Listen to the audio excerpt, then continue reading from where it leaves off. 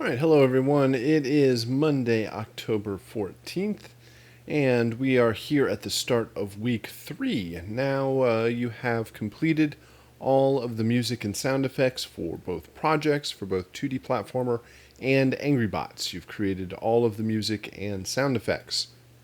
So here in week 3, we are going to discuss how to start implementing both the music and sound effects into the game so you can get the sounds working. And by the end of this week, you will have both games fully working with your audio in it, and we'll probably reveal some changes and tweaks that need to be made. But you can continue making changes to the audio even after you get it into the game. We are going to use a piece of software called Wise this week to actually start implementing everything into the game to make it work. And once you have everything set up and are listening to your sounds in the game, if you identify any changes that need to happen, then you can go back into your DAW and make those changes to the sound effects or the music. Bounce out the audio files as long as they're named the same way, they're formatted the same way, then you will replace them in the game. And you can keep doing this over and over again and continue to tweak out the sounds until you get everything right. So you have the music and the sound effects in whatever state they are in currently, but even after you get them in the game, you can continue tweaking them all the way until the end of the month. So hopefully you were successful in getting everything completed for Angry Bots. If you do have any questions, please reach out to me. Let me know any sort of challenges or any questions that you might have for any one of these projects. But for now, you finished out the Angry Bots composition from last week, and as like the previous week, we have a couple of submissions here for our Angry Bots composition. We have a total of 3 to take a listen to. So we will start out. I will just kind of give an overview across all 3 of these. Let's talk about generally what we were listening for, and then we will go through each one of these one at a time. Then after we finish out with the review of our submissions from last week, then we'll switch it over to the archive to discuss the new assignments here for week 3 and talk about how you can set everything up and get everything working with Wise. So I do want to point those, make those points beforehand where you can continue tweaking out everything. Make sure you take the opportunity to start in on Wise as soon as you can, so that if you are going to run into any issues, you can run into those as soon as you can, so that we can troubleshoot any sort of challenges that might come along. So let's go ahead and start discussing our 3 submissions here. As you can see, now I have, each student has a marker up here so we can tell whose is whose. And now all of the tracks are vertically laid out, as opposed to last week in our 2D platformer setup where everything was horizontally laid out or back to back and you were only hearing one at a time. Now, and hopefully you took the opportunity to listen to your bounced files in the same way, took the opportunity to play all 4 of them at the same time and make sure that they work together, because that's what we're going to do here. I have an ambient track, a buzzer track, a mech track, spider, and the stingers. These are the 3 action cues along with the 3 stingers on our stinger track. We will listen to them one at a time. I will start out with the ambient. I'll bring the buzzer up. We'll listen to them together. I'll probably listen to just the buzzer by itself. Bring in the spider. Maybe listen to these together. listen to the spider by itself, and then eventually listen to the mech along with the ambient and by itself.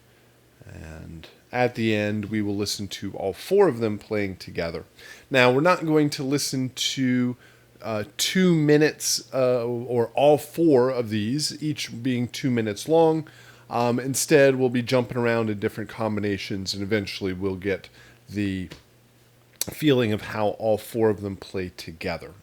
So it is a bit difficult in the game to make it happen so that all 4 of the robots are on the screen at the same time and you're hearing the ambient cue, but it is possible. So we need to make sure how these are playing back together, how they sound when they're looping. And as we can see, all 3 of these look like they are formatted correctly. They all start out at the same time, they end at the same time, which means that they're going to loop together and make sense as they play back to back. So that will definitely help. Being the same length means that they're probably all in the same tempo, the same time signature, so that they make sense and will loop and play back together, because that is how the foundation of this composition works and allows you to bring up any one of these faders at any time in any combination, because, well, they're always meant to play together, even all 4 of them. So let's start out. We have the ambient cues. So the ambient cue is the foundation of the mix. It is going to be playing constantly all the way through the entire game. Even if you're hanging out in a corner somewhere or not fighting any one of the enemies, then you are still hearing the ambient cue. That's the base layer that any one of these action cues will play along with. Then when that particular robot comes out to attack, we have a buzzer bot, a mech bot, and a spider bot. The corresponding fader, at least in Wise, the corresponding fader will go up to Unity, and I'll be playing part of the game, mixing the levels up and down, taking a listen to the different combinations, but that will introduce the new piece of music. With each action cue, the main thing we're listening for is a strong difference between ambient and action. We want to make sure that even if the ambient is strong and has a decent amount of instrumentation in it, that the action cues just are that much bigger and louder and stronger. It's an action cue. It's during the battle. It's battling with a robot that has weaponry and explosions and all sorts of mechanical things. So it's going to be loud and strong, and you need to feel the danger and the intensity of battling one of these robots. And then, as the battle is over, the music will fade back down, or the action cue will fade out, and we'll only hear the ambient cue again. Each one of the action cues needs to have a strong, the strong pacing, the strong energy. A lot of that is going to come from the drums. So you definitely need drums to create that intensity for these action cues. That's going to provide the kind of pulse and rhythm for each one of these action cues. You are going to need then some strong kind of thematic instrumentation that will match the feeling of whatever robot's coming to attack. Because eventually, or what you're ultimately trying to do is train the player so that they know which robot's coming after them, even just without seeing them, only hearing them. And they will be able to identify that by the rhythm and by the unique instrumentation that comes in with each cue. So in any one of these, you should only have instrumentation that is unique to that cue. No repeated instrumentation, especially if that part is playing the exact same line. You have the same kick drum in each cue, the same hi-hat, the same bass line, the same melodic line. If there's anything that is doubled or tripled or quadrupled in all 4 of these cues, then it will just stack up and it won't sound any different. It will just sound louder. So unique instrumentation. We have everything's the same key, same tempo, same time signature. Unique instrumentation when each one comes in. You need the strength and power of the rhythm with each included cue. The overall mix, we want to make sure that when all 4 of these faders are up at unity, that it does not overload the master or the master fader and this master meter, or else that we can kind of run into distortion and kind of overloading, where each individual cue, when bounced, it might be okay, but when you sum all 4 of them together, it might get too loud. Like this one, I will probably guess that when all 4 of them are playing, that it's just going to be too loud and it will overload the master. So when you bounce these out, you want to make sure not to use any sort of compressor or limiter on the master, or it'll be fine in the original source session, but as you bounce each combination out, they will all be limited and compressed, so they will have a strong level, and when played back together, then all 4 of them, the combination will overload and distort. So you want to watch out for those sorts of things. What else? We talked about compositional aspects. We've talked about the instrumentation, the mix, the looping. All right. I think that's most of it. So let's go ahead and take a listen. Just visually, all 3 of these submissions look good. The stingers, I didn't mention the stingers. This overall shape where you have a strong attack and it fades out to silence relatively quickly. Same here. All 3 of these are kind of a good waveform shape where you have a strong hit and then it fades out to silence. So we'll also take a listen to each one of those. All right, let's start out with our ambient cue.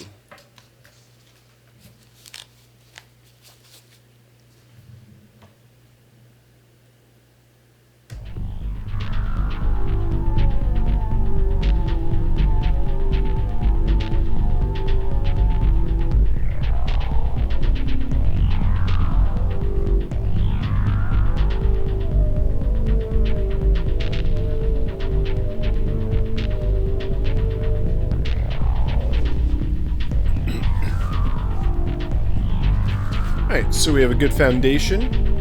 You've got this interesting kind of low distorted pad. There's it sounds like percussion, but it almost sounds like just another low synth. Also panning back and forth, giving a bit of the rhythm. I guess there's a kick drum in there. Bum, bum, bum, bum, bum. Providing a pulse there. All right, so good foundation. Let's go ahead and bring in the buzzer cue. Oops, I didn't have a loop. And it's too loud.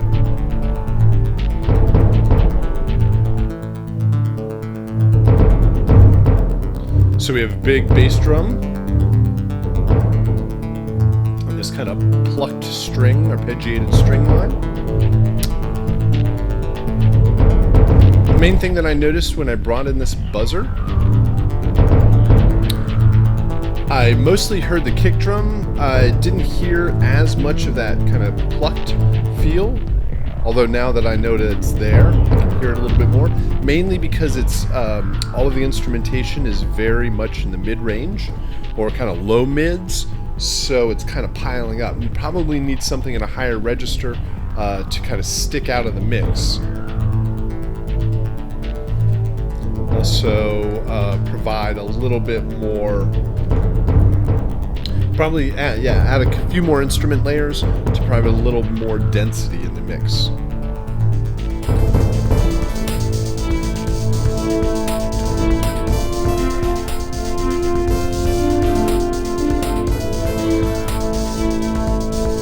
So with the horns, they stick out in kind of the mids. Another brass line there that's an octave higher, so that helps, and the hi-hat helps this to stick out a little bit more. Like if I bring this in, it doesn't stick out as much as when this comes in. And I think for the action cues, you need them to kind of take the lead or take the kind of front element of the mix. So I do like the unique instrumentation in each one.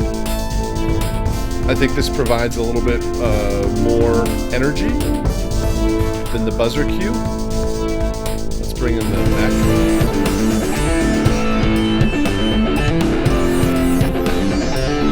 There's some great energy through here.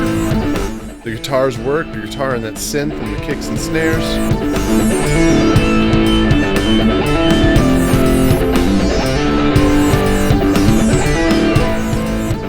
So I like this one is kind of guitars and drums with that lead synth. This is mostly brass. And this is mostly synths. So now the problem with the buzzer is if I bring these in, let's check out what happens when I take the buzzer in and out.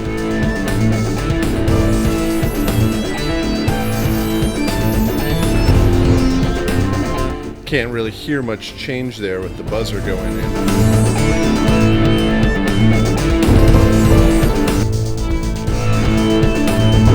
So the biggest change is when I bring the mech in and out, then the spider in and out creates a good change. But I think again, the buzzer is just being in that low mid register for most of the instrumentation.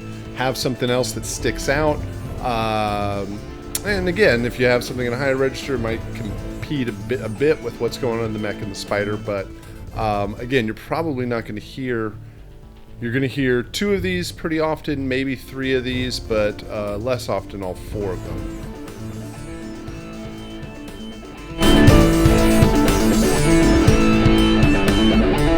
So everything fits well, nicely. Let's check the mix. If I bring all 4 of these up.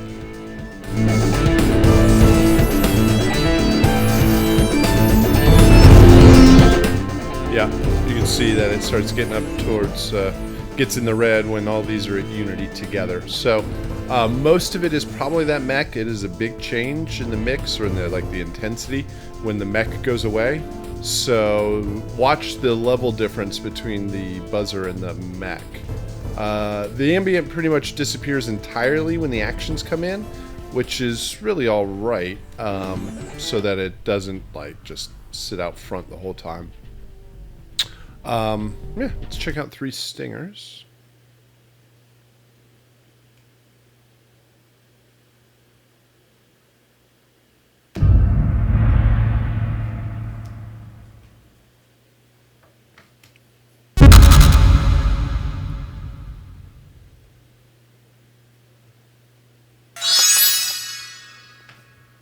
All right, I think the third one sounds a little too magical. It might be all right if you had the low end, and this one, I feel this one's almost too much just low end. It makes me want to think what happens if we do this.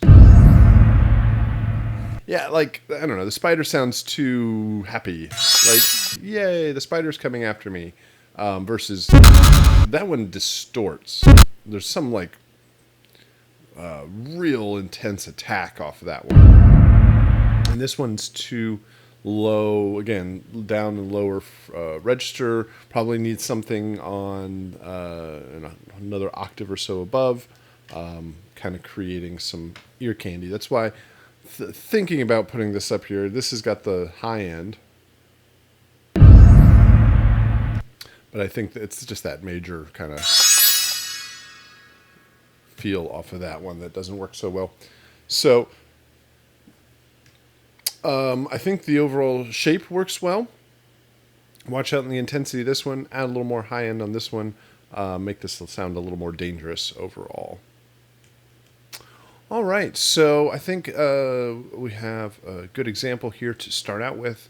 Everything looping and playing back together nicely. Let's go try out the second one here. Starting with the ambient cue.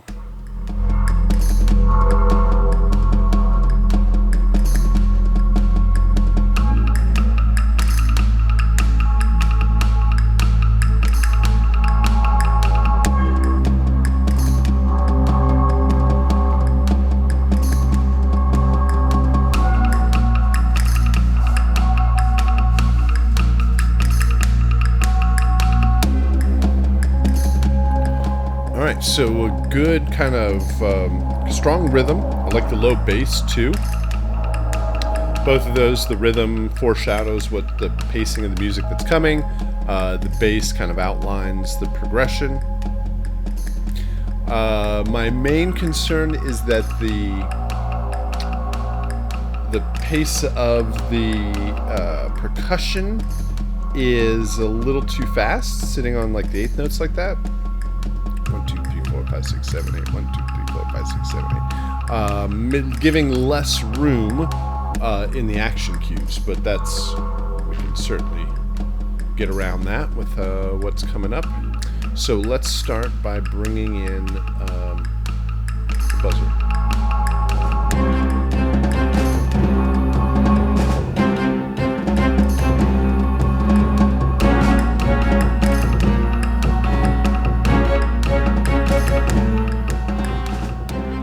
So, a good energy added in with the strings. And there's enough new percussion added in to kind of take over what was happening in the ambient cues, so I think those work.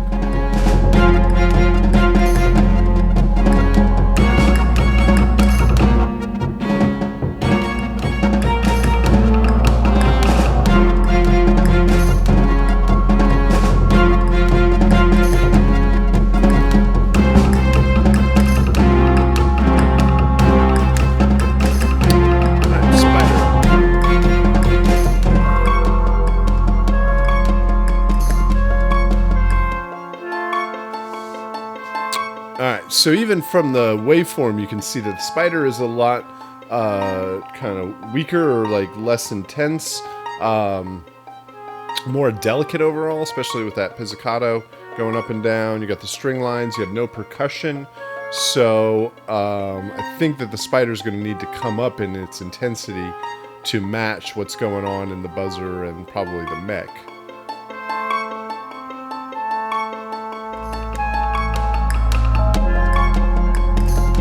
It has a good kind of feel to it overall, but I think it relies too much on the ambient and needs more layers like the buzzer does to kind of fill it out.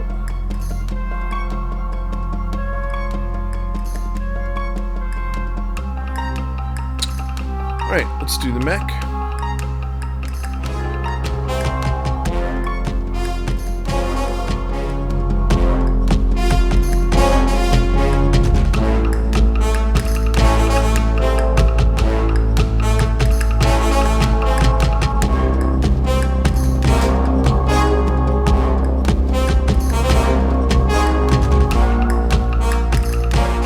This works well because now we've turned to brass, where we had strings over here. So that would lead me even more to say the spider should probably be something else. You can keep the pizzicato in there, but probably maybe go towards more synths, maybe. Or go, well, I have a little bit of woodwinds in there. But go for much more use of a lot of staccato instruments to kind of get that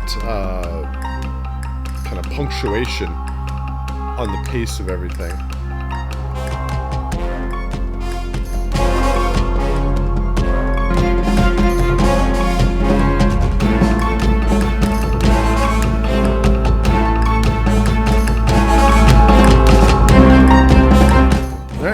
Everything seems to stay within 0 and doesn't overload, so that works out well. I think everything fits together nicely. The rhythm, no one of these cues gets overwhelmed except for the spider. Now, once I have everything in there,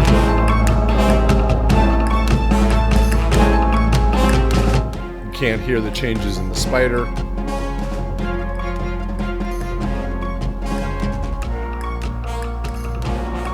Can hear the changes through the buzzer and the mech. The only thing that I keep thinking about, and it might just be my monitoring setup, just the fact that I have headphones, the bass of the ambient seems to really still dominate the mix, even once I have all 4 of them in. It might be just because it just occupies the low end and not much else is there, and so it just easily takes over. But that might be something to consider, especially once you get in the context of the rest of the sound effects in the game and everything's working together. You don't want that to overload the mix, or the fact that you have a large low-end bass line doesn't leave much room for other things. So watch that as you're mixing everything together. But I think action feels appropriately action. The instrumentation works well. It's really just the spider cue. And it is a bit of a challenge because the 3 of these... I mean, that's intense, and there isn't much more room for other instrumentation. So, I mean, there is, but it's just finding where the other room is and making Spider still kind of hold its own against the other cues. All right. Nice work on the string lines and the brass lines. I think those worked out very well. Let's do 3 stingers.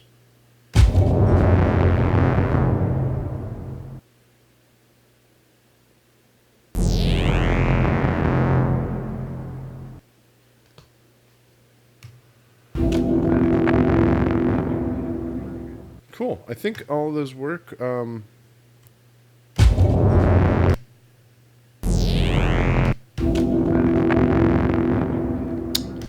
I was just listening for a solid hit or an impact at the front. That one seems to have it. These two maybe could have a stronger sort of impact at the front. And the other is it just kind of cuts off at the end. So you can leave more tail for reverb. A lot of these sound like there's a whole bunch of reverb there, but it just kind of just gets cut off. So when you bounce them out again, just leave more room for the bounce, even if it goes past 1 to 3 seconds or whatever it is. Then leave enough room there and then make sure it fades to silence. All right. So I think all of those work well. I think the aesthetic fits the game and the feel of the game very nicely. All right. We'll try one more here.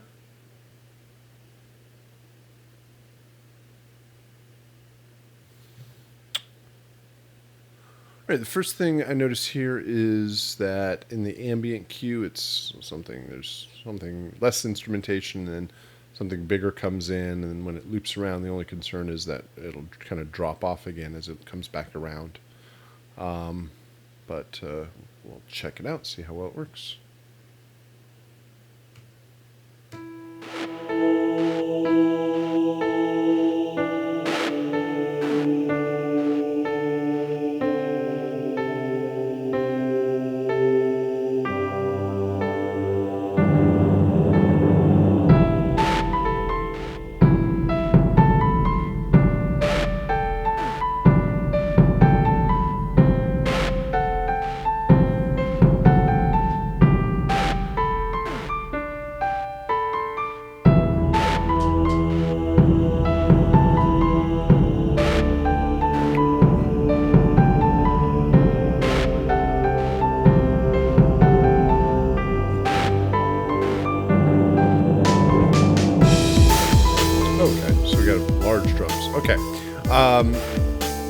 So I would really watch out for adding in a full drum kit in the ambient cue, because it's going to leave even less room for you to add more stuff to create more energy. The piano line works out well. I would keep the energy, or like just keep the percussion much lower. Even this low bass or this kind of kick drum, it's almost just kind of so low you're losing a lot of the definition. It works in the context of a larger drum kit when you have the hi-hat and snare. So you might just like keep the hi-hat going through to provide a little bit of pace. Yeah, such strong changes overall. Problem is when you get here and it loops around, it just all of a sudden everything disappears and you know exactly when the loop happens. So watch out. This feels more like kind of song form where you have just the piano line and then the kick drum comes in and the drums come in and then the strings come in. Don't rely on that kind of form because it doesn't work well as it loops around. Let's bring in the buzzer.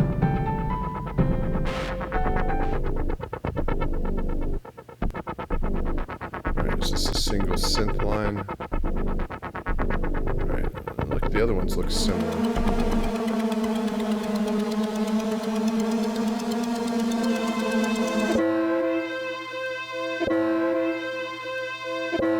Alright, so the rest of these are just kind of a looping synth.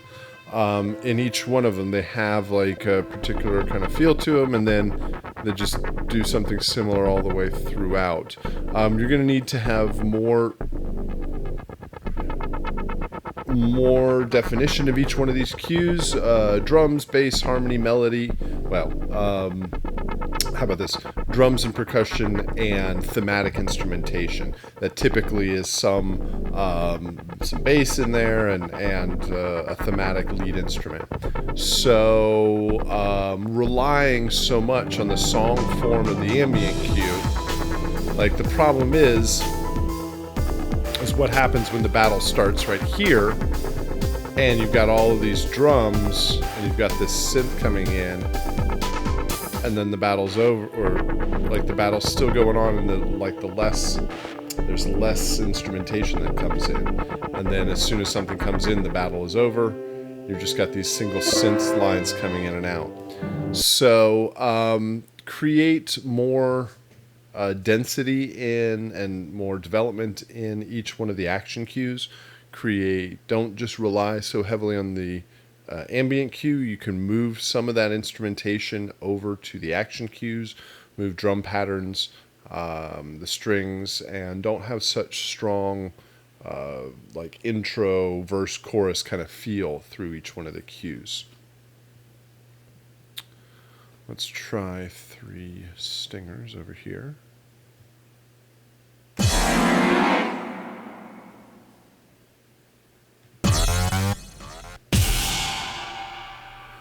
Alright, this should probably work.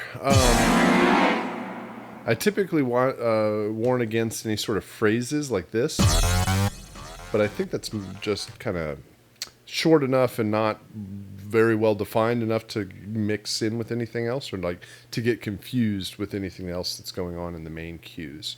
So they do have large hits, impacts, and some cool elements towards the top, so I think they should work just fine.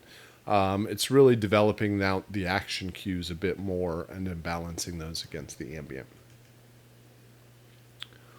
All right, so 3 good examples of for our Angry Bots composition.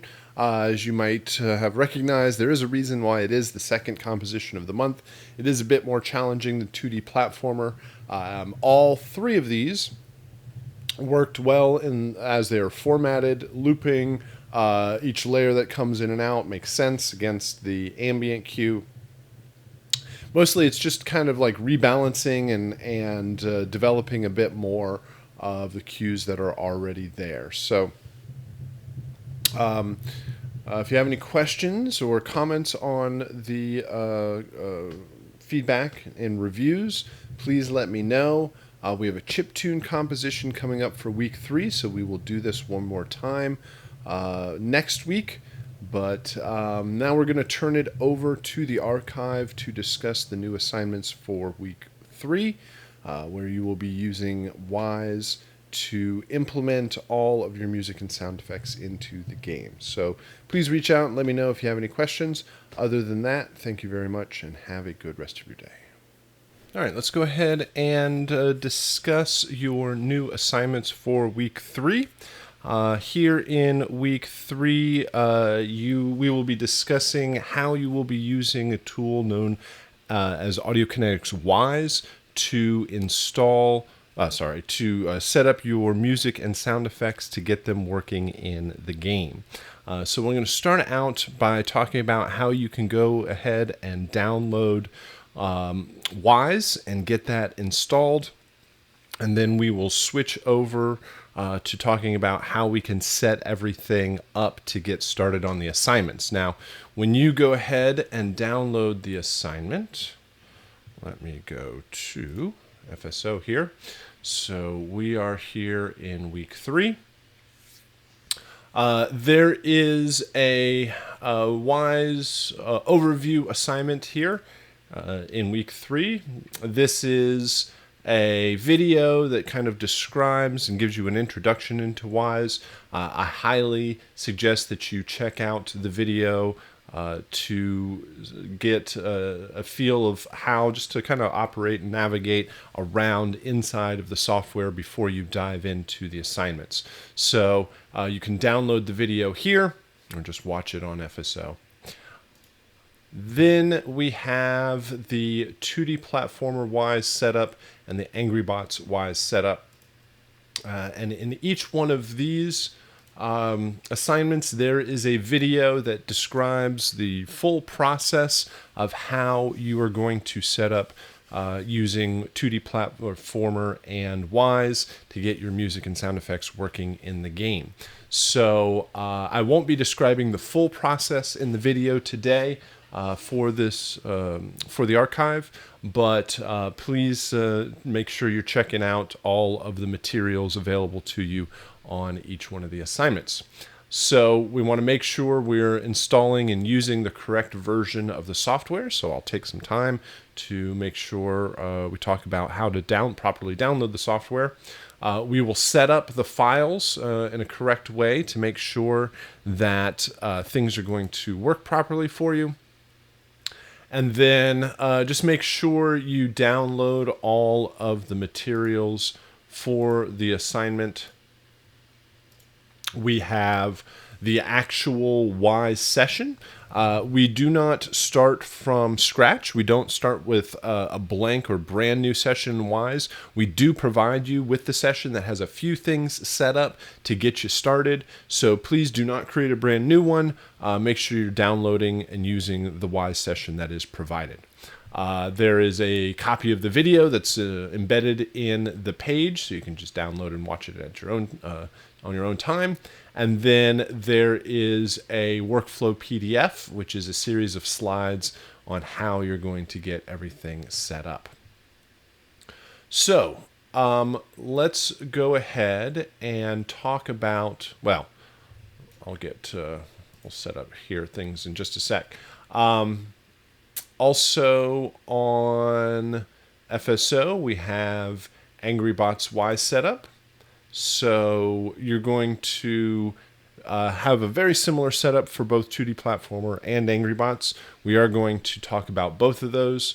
So make sure you are downloading all of the required materials for the assignment.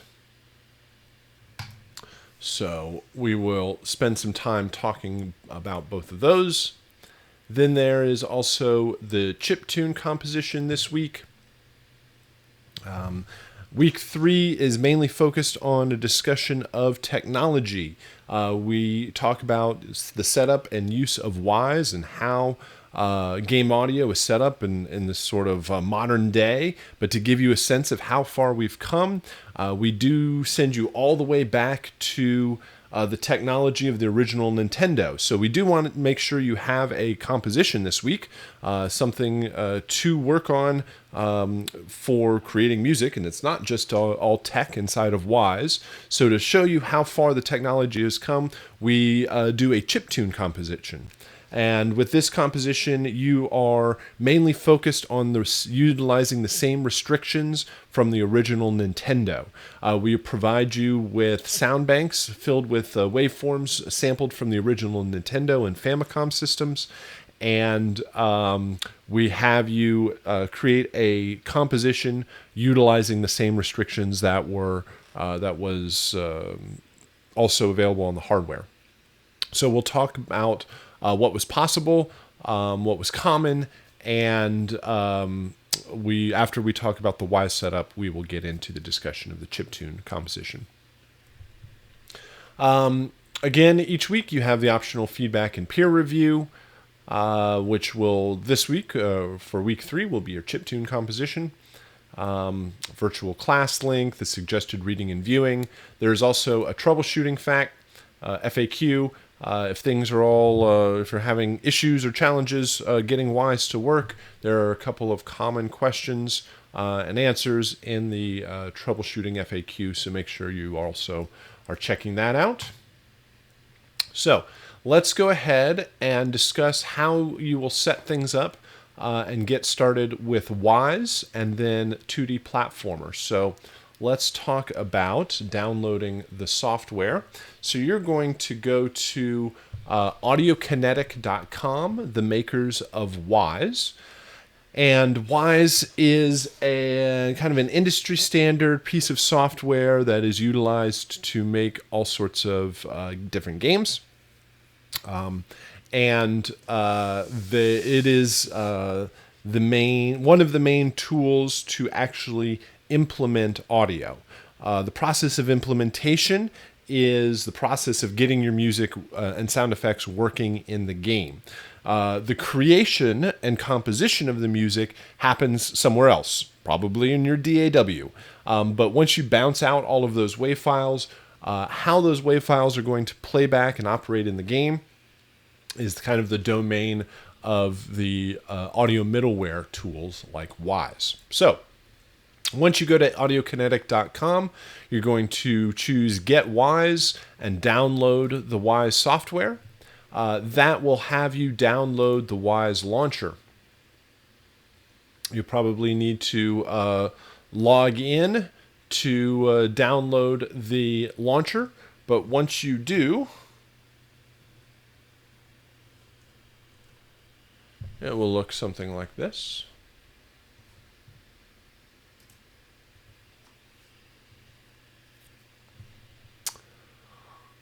All right, so once you download the Wise launcher, you will go to the Wise tab,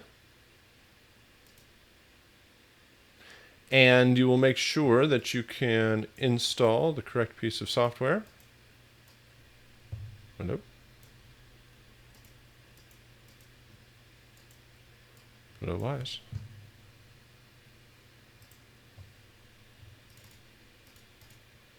There it goes.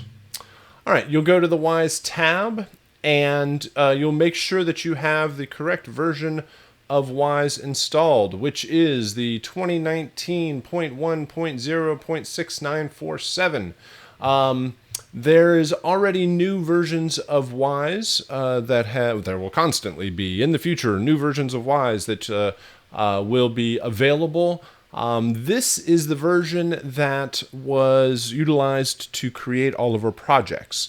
Any version of 2019 will probably work just fine, but if you want to have no issues or errors or messages that pop up when you first load it up, then you can always utilize this version. Or if this version is not available, the closest one to it. So you will go down to install new version. You probably don't need the latest.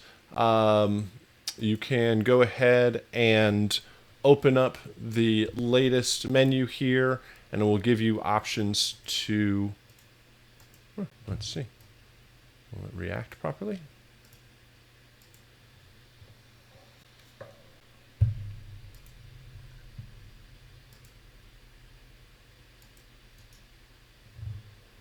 Come on, Wise Launcher. Launch me some Wise.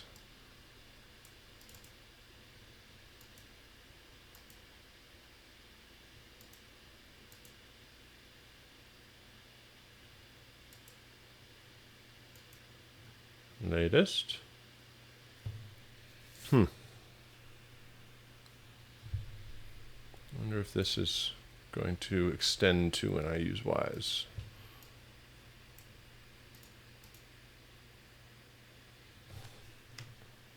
Go ahead and launch Wise here. There we go. You will choose all versions, and you will go to a version of 2019. Now, currently 2019.1.0.6947 is available. If it's not available, then you can just choose another version. I already have this installed, but when you go ahead and install the software,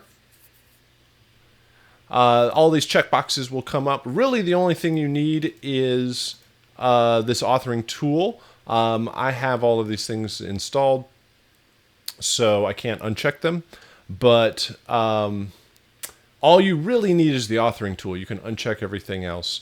And even over here, if you can uncheck anything, just make sure it's selected to Mac OS, and you can hit next and have everything install. That will install Wise for you, and it will allow you to open up Wise. Now, let me get things set up here. Let me go ahead and have it launch Wise.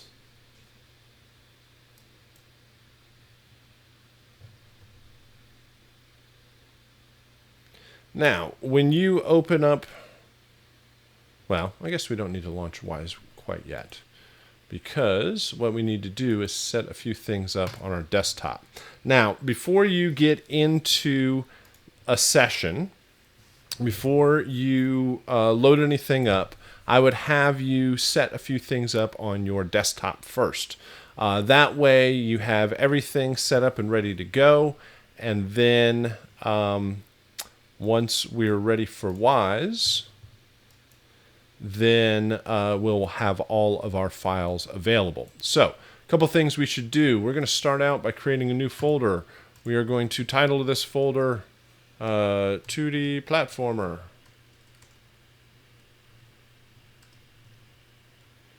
There we go. Now, in this folder, we need to place a couple of things. So the first thing that we're going to do is, when we downloaded everything, we got a copy of a 2D Platformer zip file. And when we unzip that file, we get a folder that says 2D Platformer Wise that we're going to put into this folder. This is the Wise session that is provided to you that we need to make sure is going to be available, and this is the actual session that you are going to open up in Wise to work on this project. So we definitely need a copy of that. Then the other thing we need to do is have a copy of the game itself. So let's go back to FSO. Now, a copy of the game, you either have it on your hard drive, or you can go back to week 1 to get your copy of 2D Platformer. So if I'm going to go back on FSO, I go back to week 1, and I'm going to go to the 2D Platformer game composition, which has a copy of the game. Down here, I'm going to did I get that? There it goes. I'm going to download a copy of the game.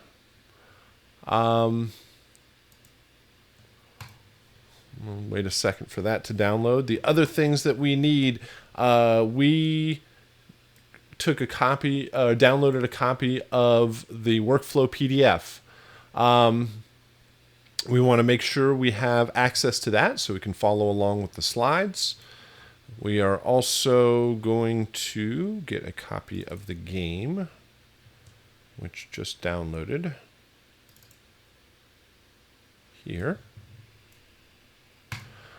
All right, something else that helps. These two files need to be next to each other in order for this to work. If you do not have these two files next to each other, it will not function properly. It will add a weird kind of fake version of 2D Platformer with a kind of a circle with a line through it and an icon.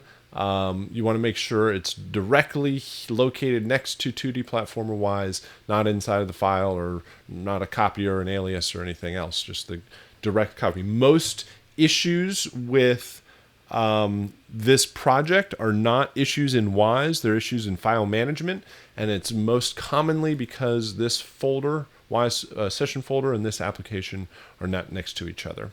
Something else that will make this process easier, we are going to create a folder called Media, And in that folder, we're going to create 2 more folders, one called sound effects and one called music.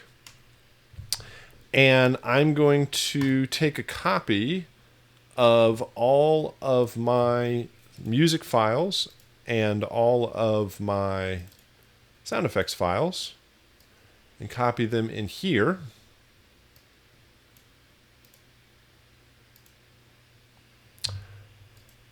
And this just gives me quick and easy access to all of my files. So I have all 9 of my 2D platformer music files, and I have access to all 18 of my 2D platformer sound effects. So I just have quick and easy access to all of the files.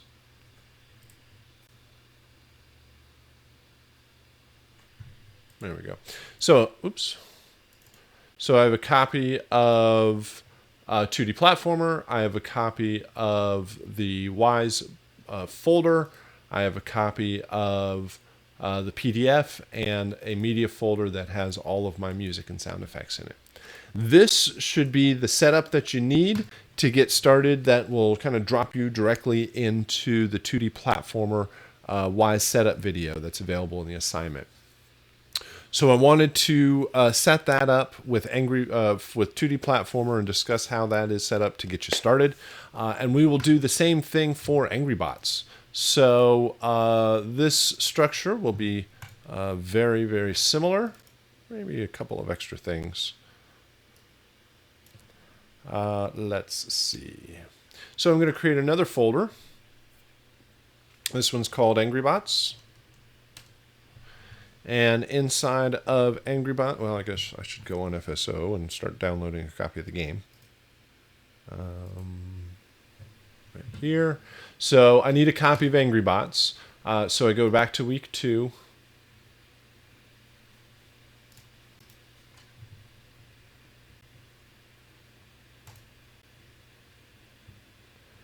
And I can start downloading a copy of the game.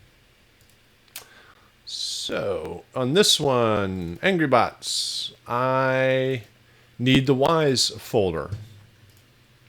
So I have downloaded the AngryBots Wise session folder. I unzip that and drop that in there. What else did we download? The AngryBots Wise workflow PDF.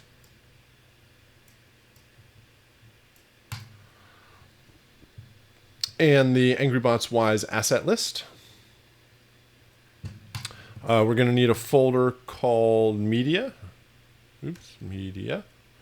And in there, we're going to create one folder called sound effects and another folder called music. And then I'm going to go get a copy of all of my music and sound effects, which I have conveniently placed all together, but you might take a moment to actually go find those. So I have a copy of all of my sound effects. I have a copy of all of my music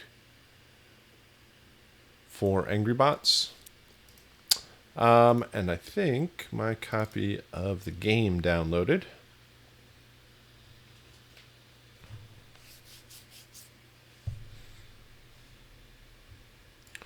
So I'll drop that in there. All right, so the setup is the same way. Your Wise folders are located here along right next to the game application. I guess one thing to point out, these are the project files that you open up inside of Wise. If you double click those, it will not load up properly inside of Wise. It will give you an error message. It'll say something like this. There's no Windows program configured to open this type of file. So you can't actually open it up inside of Finder or outside of Wise. You have to make sure that you open it up inside of Wise to launch those project files to make it work. Once you have everything set up, this will get you started.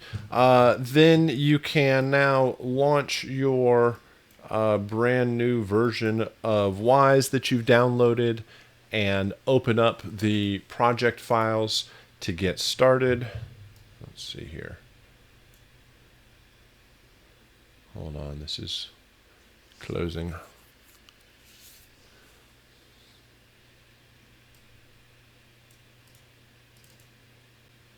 Come on, Wise. So when you open Wise, it will allow you to choose the Wise project session that you need. So let's see if it will actually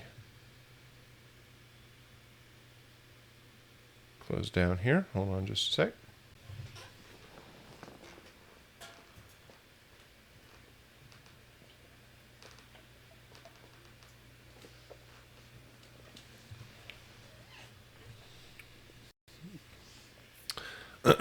Then once you have everything set up, it'll open up, look like this. You probably won't have all of these other files in here. These are all random ones that I have. But then you would choose Open Other.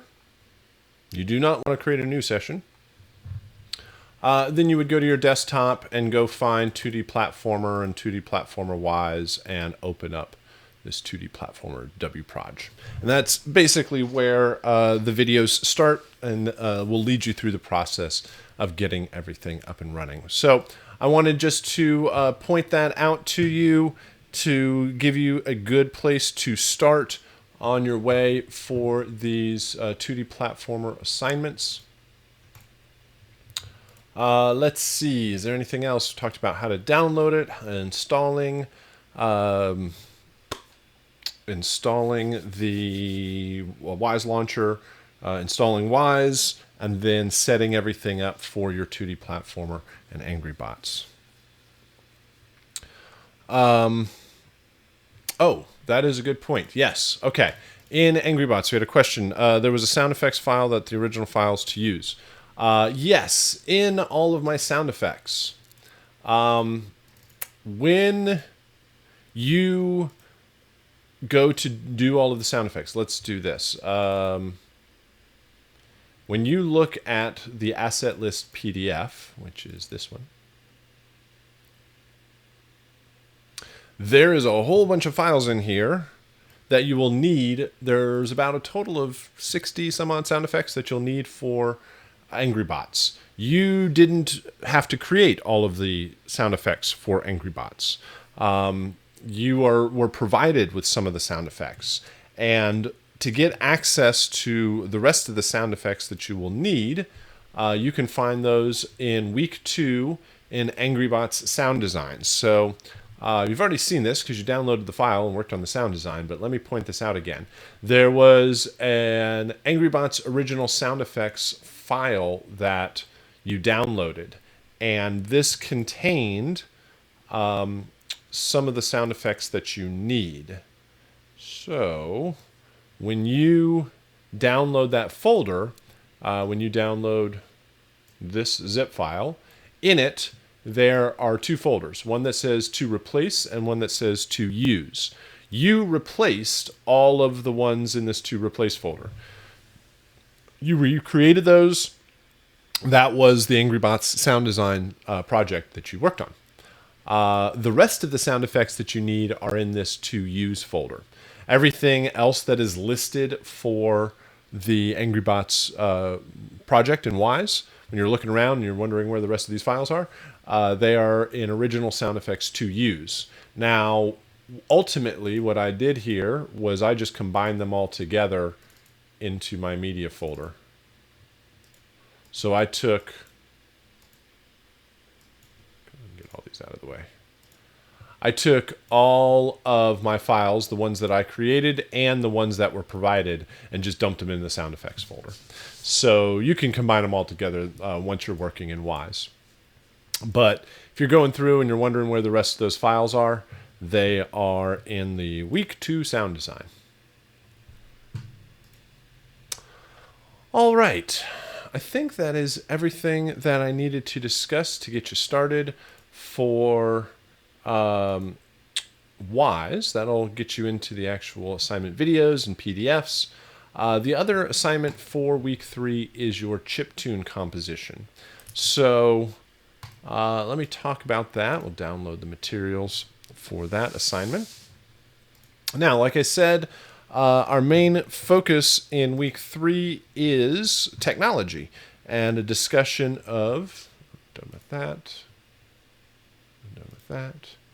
a discussion of where the technology is for game audio in the modern day.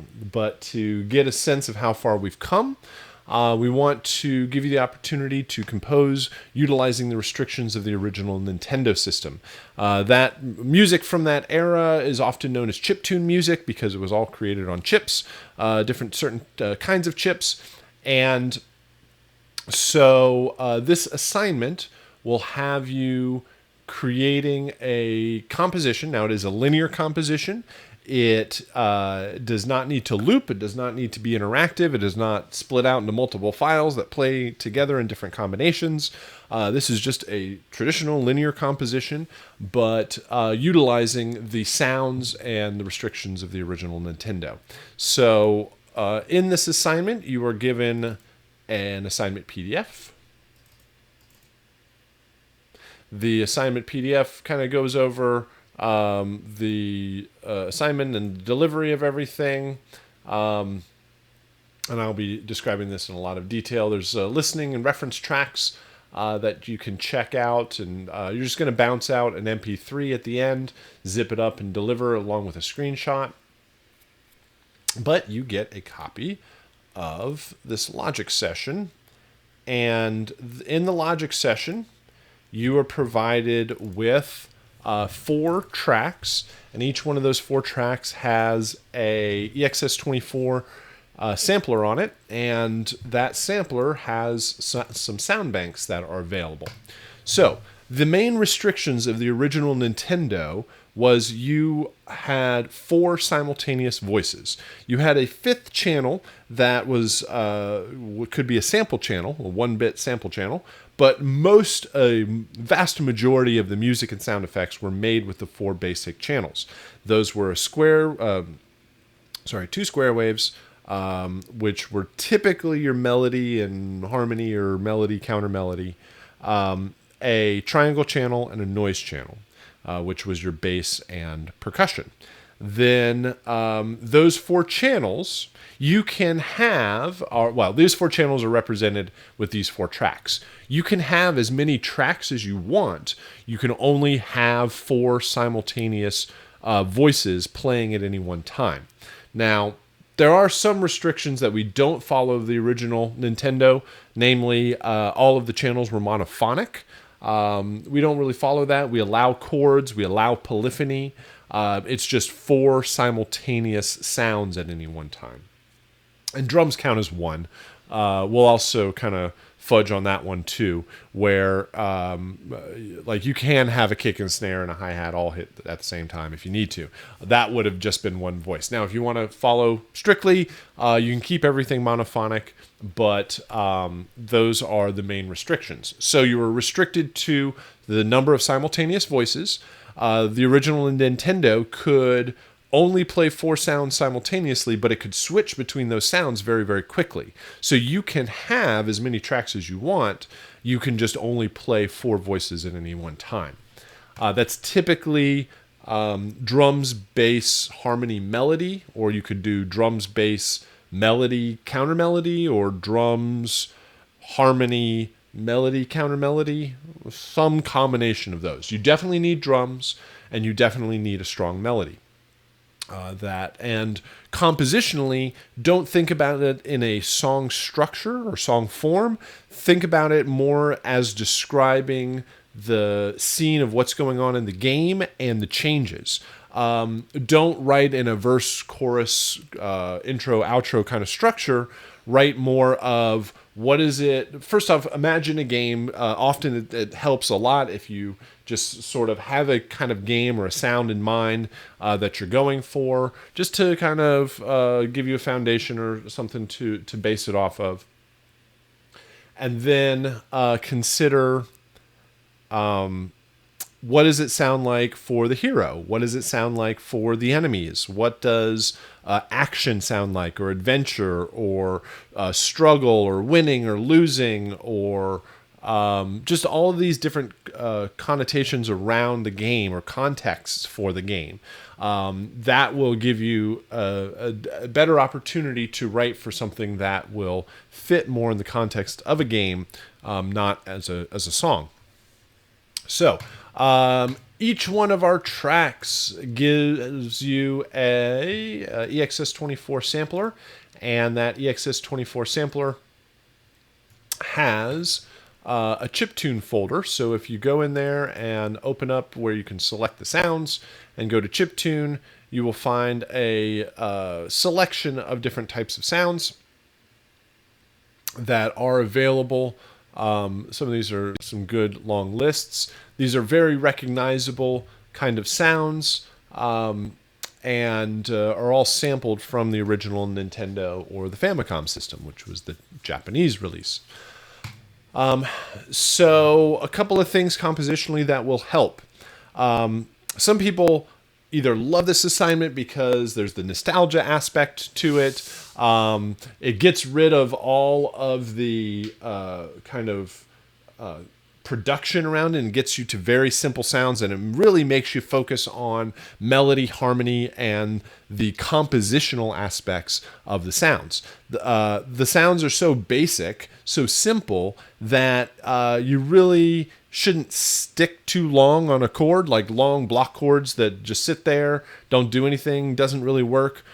Faster, more staccato kind of composition, lots of movement, parallel thirds and fifths and octave movements work pretty well. Putting an arpeggiator before these sounds and running them with chords or even just single lines, writing melodies off of arpeggiated lines that are sweeping chords up, even like 16, 32nd, 64 sweeps. You'll hear very signature kinds of, or typical types of sounds doing stuff like this.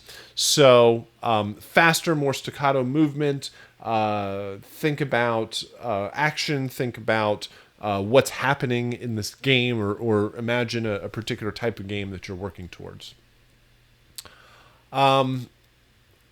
So when I'm describing having more than 4 tracks, you can have as many tracks as you want. You can just have 4 of them playing at any one time. And this is a very primitive example of this, but this is generally what I mean.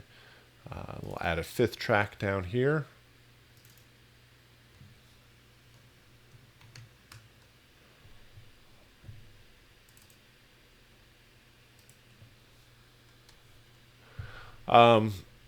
So something like this, where you would do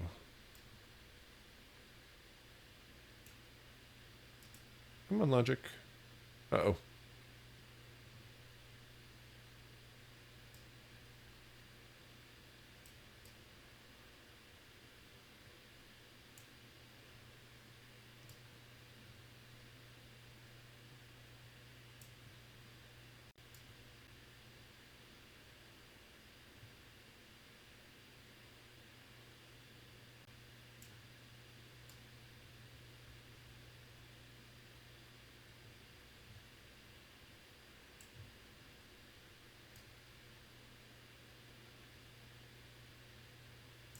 There we go. All right. So at any one time, there's only 4 playing. Oops.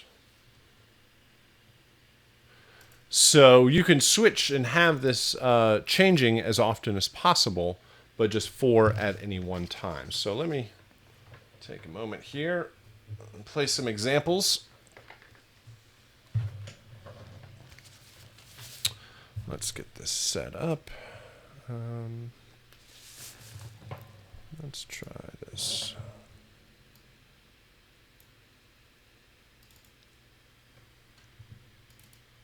All right, so these are some good examples overall, but it gives a good indication of the different types of approaches here. Let's see if this works. All right, so this is a really good example of kind of storytelling through the game or through the music, where you have different kind of feelings and plot points. So this would be like the introduction of a character, and then they kind of set off for their adventure.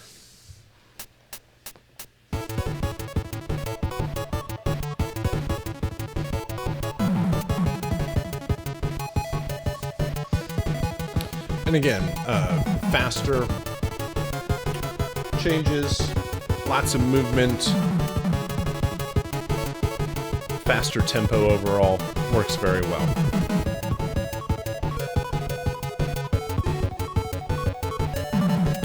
Again, sweeping arpeggios sound nice. And it changes again. Different sounds are coming in and out.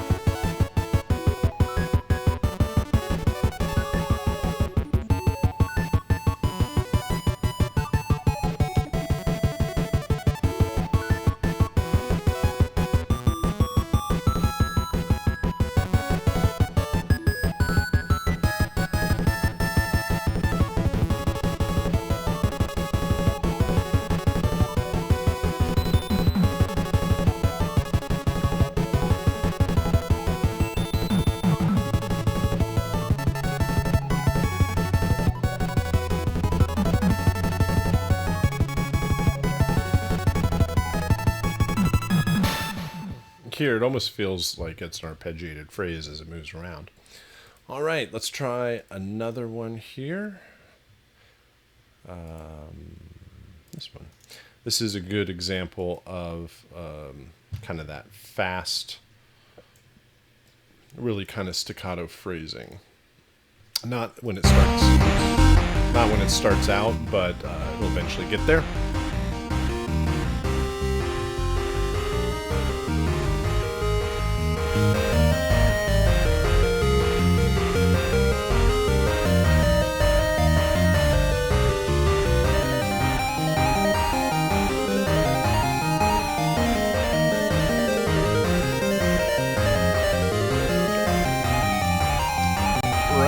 About here is when it really switches over.